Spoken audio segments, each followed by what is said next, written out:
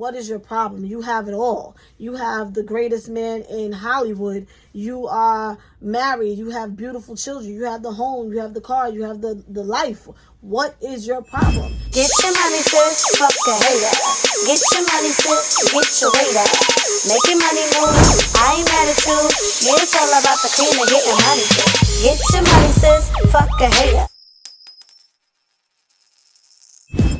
What's good, everybody, and welcome back to 2 Cent Tuesdays with Jenny, where you will be getting my unsolicited, unapologetic opinion about what's going on in the world today. If you are new to this channel, welcome. Make sure you hit that subscribe button, and don't forget to hit that notification bell so that you are notified every single time that I post a new video. And you might as well go ahead and give this video a big old thumbs up. And without further ado, let's get right into today's topic.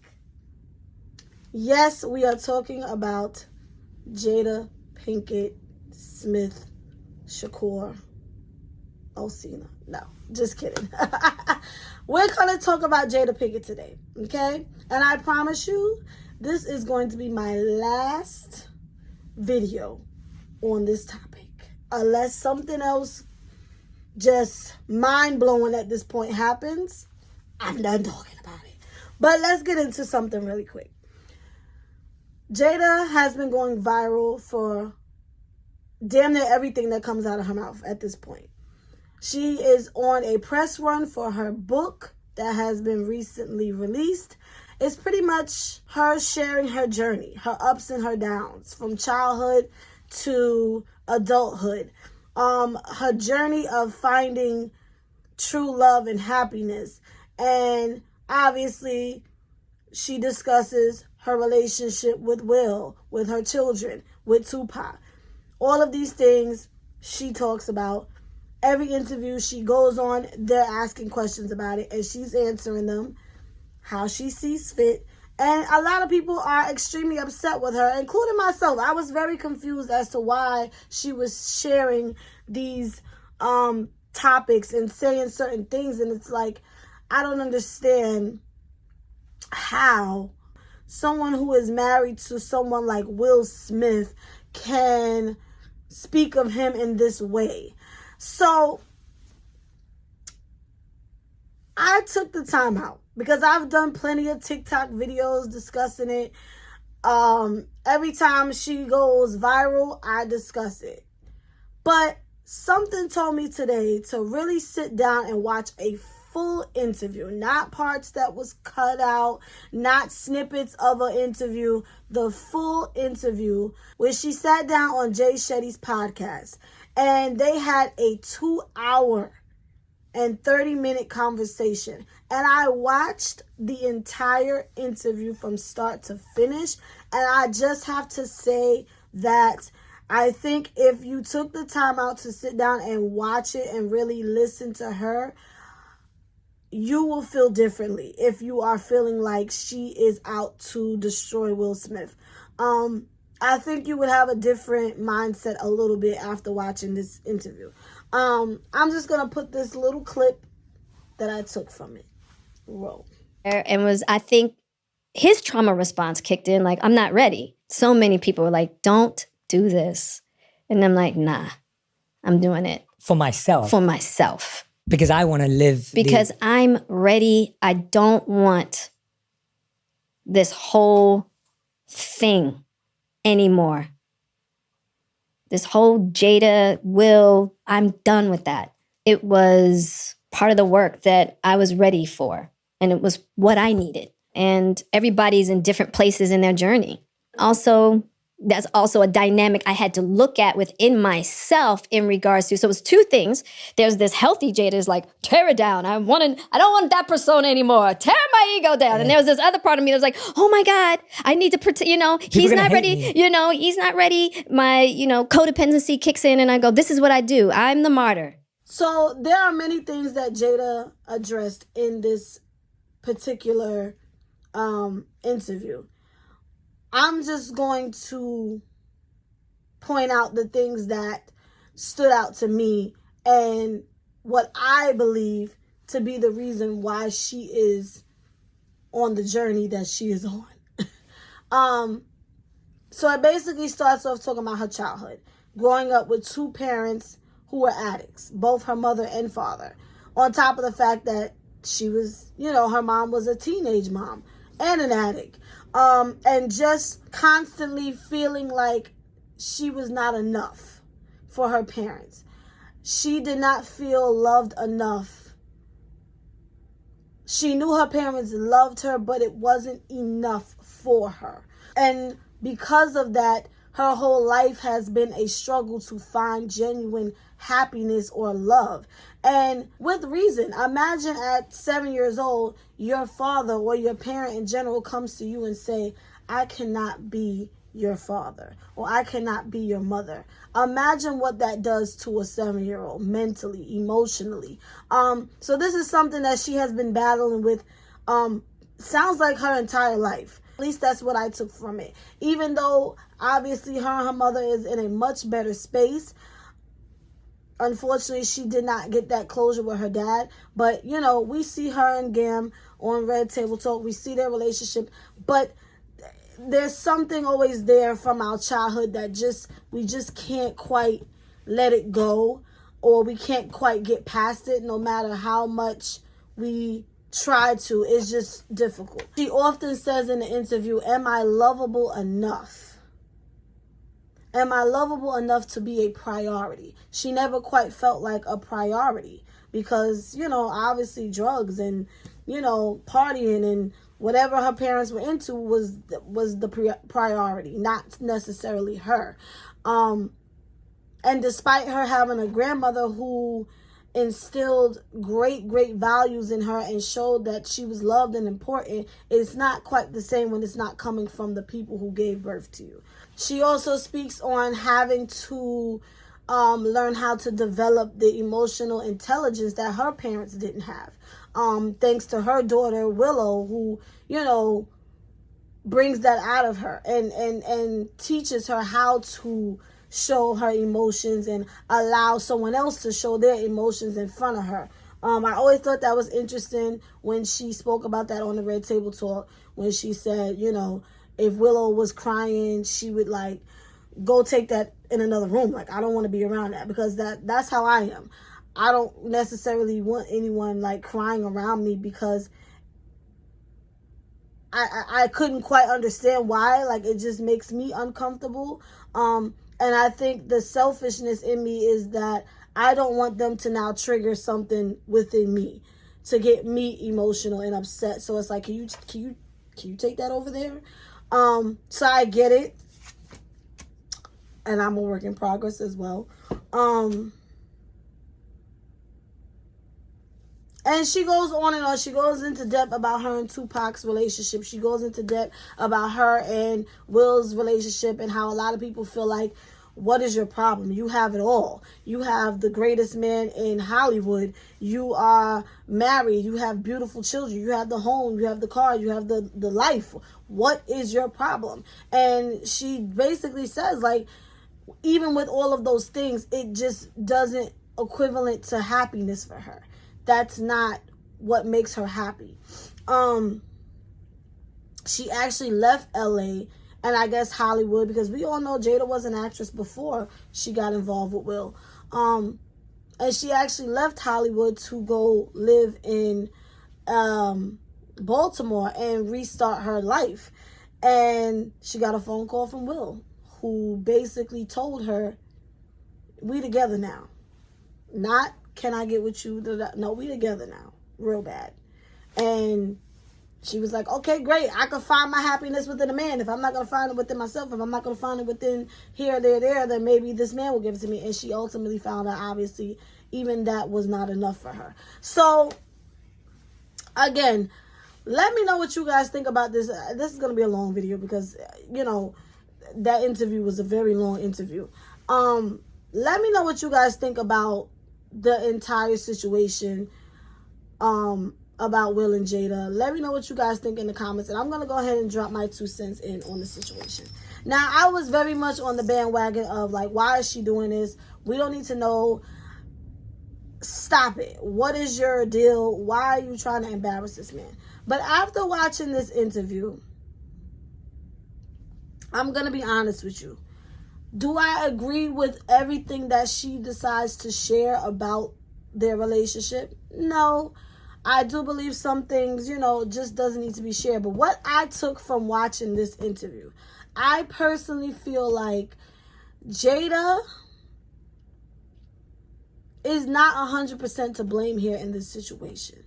We have to hold Will accountable, as in anybody's relationship, because I feel like from day one she told this man that I'm not what you are, I'm not necessarily looking for what you may be looking for, or I'm just not that girl. I don't necessarily want marriage. I don't want the traditional this, that, and the third. I'm still trying to find my happiness. And when you have someone who's like, I'm going to give you this house, I'm going to be the biggest star in the world, and I'm going to do this, that, and the third, and my kids are going to be stars just like me, and this person kind of creates this world for you, and you just kind of go with the program because you love them, how happy could you really be if this is not what happiness looks like for you?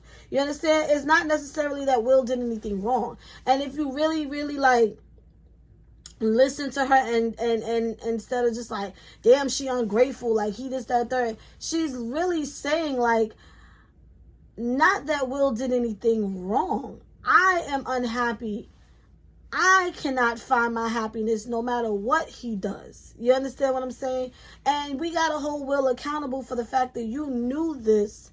The lady cried on her wedding day. She didn't even want to get married. She didn't want a wedding. She didn't want all of these things. She didn't want this house. Her mother, you're pregnant. Have the wedding. Get married. I'm never going to be able to see my daughter get married. Of course you have to have a wedding. So she felt the pressure to just go with the flow. The same thing with the red table talk. She said that she was tired of trying to upkeep this lifestyle. And it was like, I'm ready to tell it. I'm ready to be like, yo, we are not together. This man lives his life separately. I live my life separately. We just are not legally divorced at this moment, but we're not together. And she claims that Will was not ready to address that, which is why he said, well, I'm going to join you on the Red Table Talk. She wanted to do that conversation by herself. Will said, I want to join you. I'm not ready to disclose that we're separated and this, that, and the third. Yeah, they mentioned oh, we broke up, but it was not 100%, oh, y'all are really separated. So, I think in our culture, it is easy to blame the woman for when things go wrong, and we never quite look at the man. And I think we are ignoring the fact that, Will ignored a lot of red flags with Jada. And he decided he was going to create this cookie cutter family and marriage. And that's just simply not what she wanted. That's like a lot of times when, you tell a man that you're pregnant and he's like, well, I don't want it. Get rid of it. And then you go and have it anyway because it's your body, it's your choice, absolutely. But then you expect him to be the world's greatest dad. I think he told you from day one that that's not what he wanted. Being a dad was not in his agenda, and he don't plan on switching up.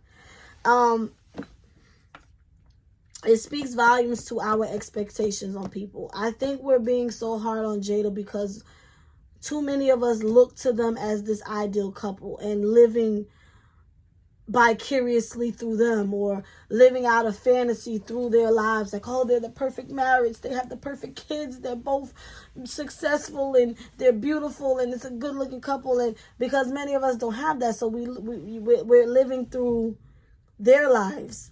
So the fact that we found out that they're just as normal as every other couple that we know is just like, oh my God, you ruined the fantasy. You how dare y'all?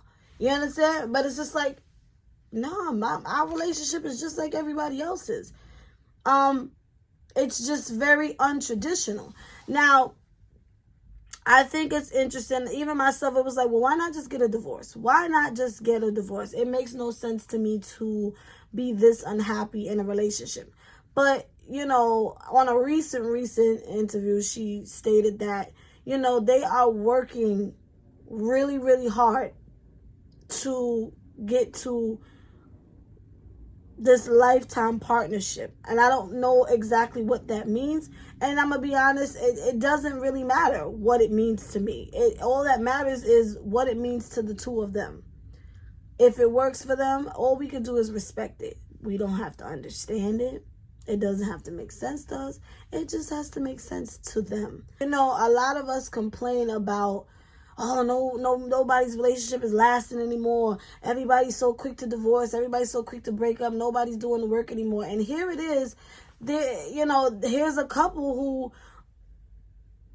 is literally fighting for their marriage to the point where they both have to strip themselves raw and expose the truth to the world just to find some inner peace within their relationship and within themselves. So it's why are we shaming them for trying to make it work, however it may look for them? You understand what I'm saying? We say we want something, and then here it is, a relationship that's willing to literally till death do them part, and we are looking at it like, oh, now y'all stupid, or he's stupid. It works for them.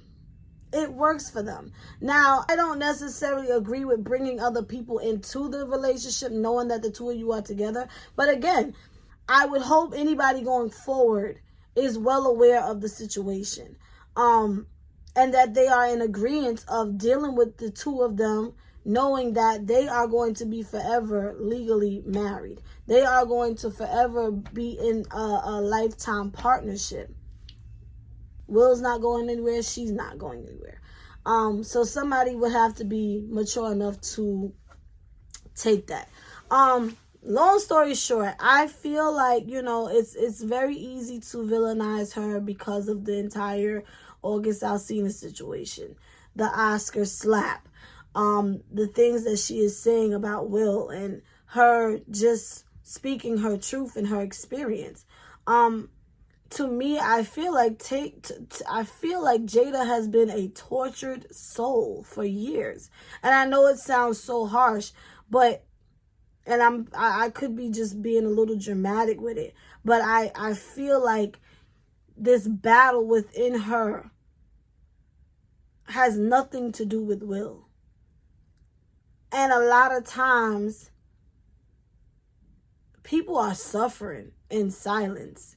And a lot of us, because we don't understand and we are fortunate enough to be mentally healthy, you know, we would look at it like, what is the deal? What is the problem? Why can't she, you know, we're fortunate enough to be able to say that. A lot of people can't say that. You know, a lot of people don't even know why they're upset. They don't even know why they don't want to get out of bed sometimes. They don't even know why they want to unalive themselves, because, you know, it would just be so much easier than to deal with the hurt and the pain and the depression that they have to deal with every day. And sometimes we just have to give people grace. Jada is a free spirit. And again, I'm not making excuses for her. I just come to terms where their relationship may never make sense to me. But it's not for me to make sense of.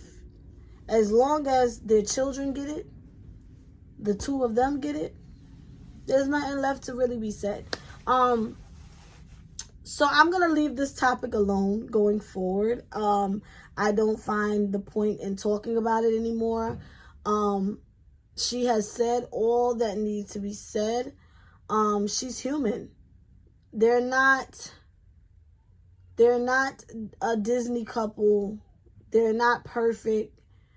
What makes sense to them don't need to be understood by nobody else. You don't think that the two of them are well aware and have done the work and are doing the work to heal and get past all of this crap while we over here having debates about it? Child, please. Anyway, I hope I said everything I needed to say. With that being said,